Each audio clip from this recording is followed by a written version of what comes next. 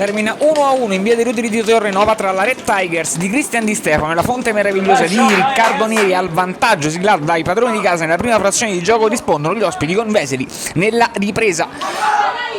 Red Tigers pericolosa dopo 4 minuti di gioco, para all'interno dell'area di rigore. A stoppare è Camara che prova il sinistro diagonale che termina però di un soffio al lato. Ancora Red Tigers velenosa al minuto numero 12 della prima frazione. Al 14esimo arriva infatti il vantaggio con un'azione partita dalla destra. Cali in perfetta area di rigore al 14esimo fa 1-0 portando avanti i padroni di casa. Ancora Red Tigers velenosa, questa volta con il proprio numero 11, vale a dire Fra Leoni. Azione che di nuovo si sviluppa sulla fascia di sinistra. Cali mette il pallone al centro, va con un pallonetto e poi conclusione che termina alta sopra la traversa.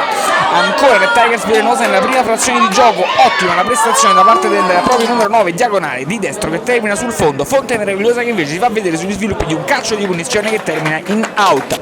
Le immagini passano poi alla ripresa della rimessa laterale battuta da Invernari. La sfera arriva al numero 6 di Ibra, la formazione ospite che fa stampare il pallone sulla parte alta della traversa. Poi Red Tigers velenosa ancora con Camara destro che termina alto sopra la traversa. A farsi vedere è ancora la Fonte Meravigliosa, risposta pronta da parte dell'estremo difensore della Red Tigers che mette il pallone in corner.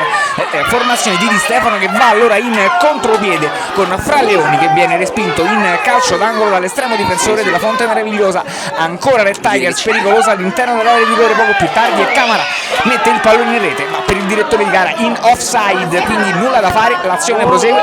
Fonte Meravigliosa che allora riparte e trova il pareggio con un'azione all'interno dell'area di rigore. Conclusione da parte di Veseli che al 31esimo minuto mette il pallone in rete in diagonale dall'interno dell'area di rigore. 1-1. Ultimi brividi del match con la Red Tigers che va in velocità con Camara ancora destro da parte del numero 7 del fondo, poi triplice fischio finale.